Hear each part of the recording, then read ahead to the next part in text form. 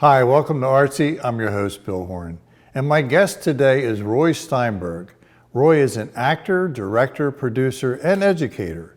He is also the producing artistic director of Cape May Stage, which is in, of course, Cape May, New Jersey. Roy, welcome to ArtC. Welcome back, I should say. Nice to be back, Bill. So it's good seeing you again.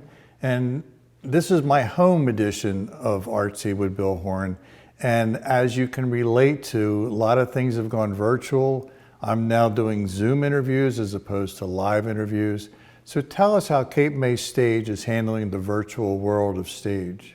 We have four different platforms. One of them is a play reading, weekly play reading series. We've done readings of some of our most favorite productions. Then we've done new plays, everything from reading The Telltale Heart for Halloween coming up to an example is a play called Adrift.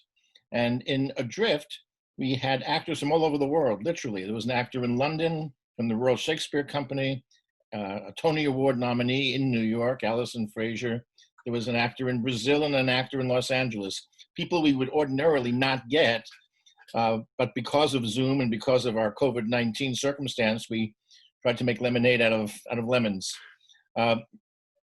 In addition to our reading series, we also have a lecture series. So this was an opportunity for theater aficionados to learn a little bit about production. We had our costume designer talk about what she does, and we had our set designer talk about how he designs sets and the collaboration with directors. We also have a little mini talk show. We brought people in, friends of mine to start with. One was an actor with whom I've worked on Days of Our Lives, who happens to be the world's longest running part. It's James Reynolds, who plays Abe on Days of Our Lives, and he's been doing it for more than 40 years, the same role. Yeah, so in history, it's the longest running actor, one actor playing the same part. We also had the local Cape May historian come in and talk to us about Victorian architecture. So it's been a kind of a wonderful opportunity to branch off in new directions and bring new people.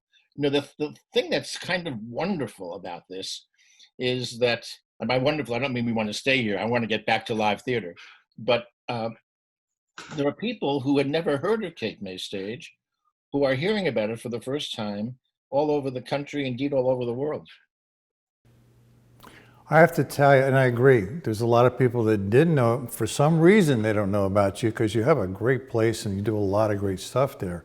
I did watch Adrift and I was very impressed with the way it was handled in the actors.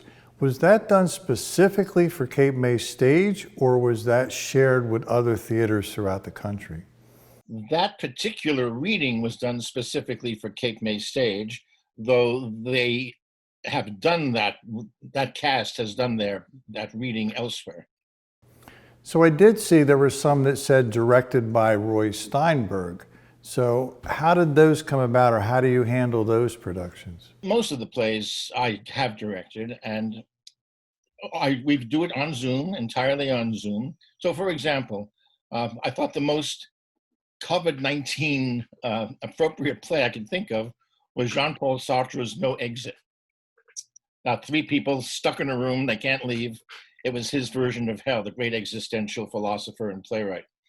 But it's a difficult text. I mean, it's challenging. And so we read it once. I gave them a little bit of direction. I encouraged them to find where the jokes were. I kind of tried to point out where the jokes were. And it's quite a funny play, even though it's a serious play. So we did one version of it. I still wasn't quite happy with it. So we did it again. And finally, we recorded it, and the one we showed to the audience was the one that we were all happy with. So are you still in touch? You were a Broadway actor. Are you still in touch with friends or people from Broadway? And what are they telling you about what's going on right now in Broadway? Well, I mean, all of us are in the same boat. And then people forget that even if you're a star, a Broadway star, you're not working right now. And not everybody's independently wealthy. So in some cases, I called some people who I know. Jared Spector is a great example. Jared Spector was the original Frankie Valli in Jersey Boys. He played Sonny Bono in Cher. He was in Beautiful, was nominated for Tony Award. And he came and created a show specifically for Cape May Stage with his new wife, Kelly Barrett. And in the recording of it, he talked about Cape May. He talked about his favorite places. He's been here several times. He knew specific people. And we did a similar thing with Adam Pascal, who was in the original Rent, Ann Hampton Calloway. It was the H that threw me off. Ann Hampton Calloway. So we've had some terrific people doing these Broadway cabarets.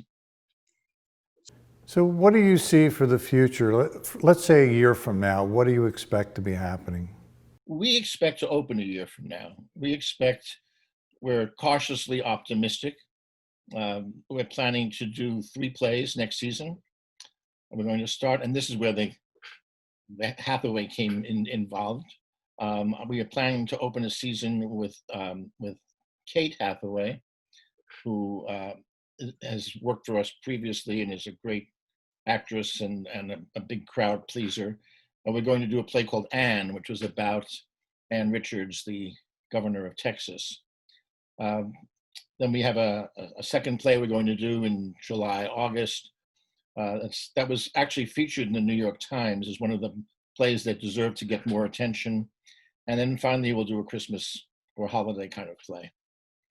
So we are planning to have a production next year. The one thing we all know is that nothing can be planned. As soon as you make a plan, something else happens.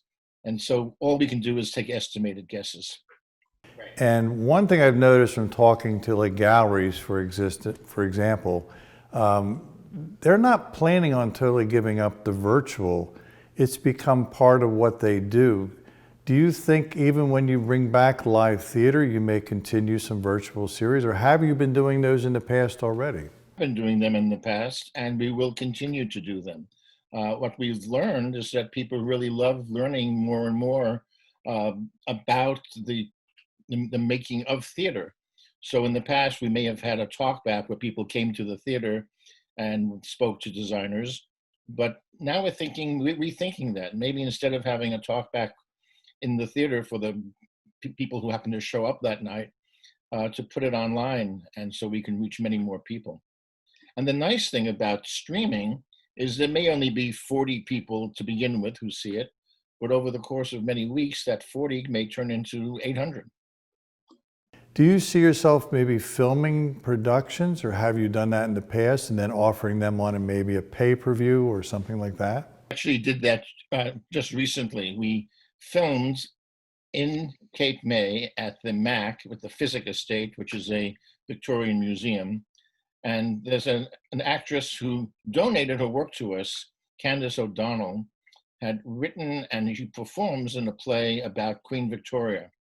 Before all of this happened, we just thought we'd just open the doors and people would come and we'd collect the money from the tickets. And of course, we couldn't open our doors at the time.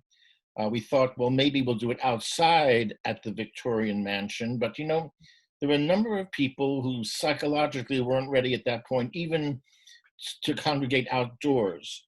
They were just nervous. I understand it. I mean, people who are an older demographic, most at risk. And so somebody on my board said, well, why don't we do it inside the museum? And they were just fabulous to work with. I can't say enough about the marvelous staff at the Physic Estate. And we shot it. And we did a very interesting experiment. A man with whom I'd worked previously on Forensic Files took 3 cameras. I know you're a photographer, so you might appreciate this. One was the red camera, which is a very high quality, broadcast quality camera, and another camera, which he mounted just below that. That had a broadcast quality camera as well. And so with one operator, we got 3 different angles, 3 different sizes. So we had a wide shot, we had a kind of a medium close-up, and then we had a close-up. And I see more of that going to be happening, especially, it's like with the quality of the camera phones. I mean, our executive director is doing a series called Yellow Chair Share, and she's been using her iPhone 11 with a special microphone. That's And exactly what we did. Yeah. I got to tell you, the quality is not bad. It's really not bad at all. We had to color correct between the cuts. You know, when you cut from the wide shot to the close up, the color, we needed a video engineer. You know, somebody who would actually, very specifically correct the color so that the green was the same green in one camera that it was in another camera. Yeah, and we go through that. Even we use 3 of the same cameras when we do a 3-camera shoot, and there's still minor corrections between cameras. That's all part of it. What advice do you have for people in theater right now? What would you say to them? The theater is unique in that it requires other people to make it. But I would just say to everyone to just keep doing your work. You know, if you're an actor, work on monologues, read everything you can, perhaps create your own one-person show. Actors are learning to be one-person crews, as you just said. So many actors find themselves in a position where they're learning about editing, and they're learning about lighting, and they're learning about how to manipulate a camera. Uh, I think in every case, if you're a writer, this is an opportunity to write for this particular time. But this will be past at some point. We'll come out the other side, and people are always predicting the end of theater. It's been around for a long time. I think it's going to continue. No, I agree with you. It's definitely going to continue. Are you in touch with other theaters in South Jersey? Do you guys share information or talk about what's going on? In fact, there's the New Jersey Theater Alliance, so there's a very formal way where we talk to each other. But in a less formal way, I know many of the other artistic directors in New Jersey and elsewhere. And so we talk to each other on social media, on emails and so forth. So yes, we all are aware of what we're doing, and some of it's just in the newspaper. I mean, for example, there was a theater in Massachusetts that was one of the first theaters to the Barrington Theater that did a play outdoors for a live audience, and had permission from Actors Equity. Now, we have 3 masters to please. One, of course, is the governor, and we have enormous respect for Governor Murphy, whose job it is to keep us all healthy. And though it would be self-serving to say we'd like to open as soon as possible, I'm very happy that he is cautious in making sure that everybody stays healthy. Secondly, we are an equity theater, which is the union that represents stage managers and actors, and their mission is to protect their members. So they have very strict protocols about hygiene, about airflow, about social distancing, wearing of masks, and so forth. And the third element really is what I said earlier about the psychology of just the audience.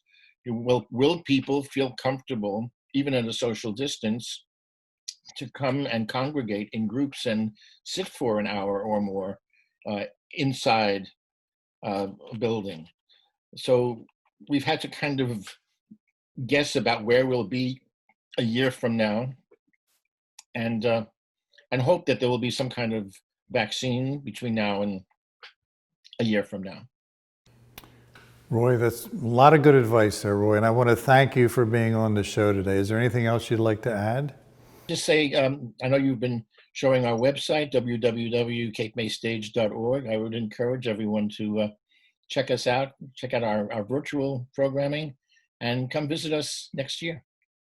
Thanks, Roy. This has been ArtC. I'm Bill Horn. Thanks for watching.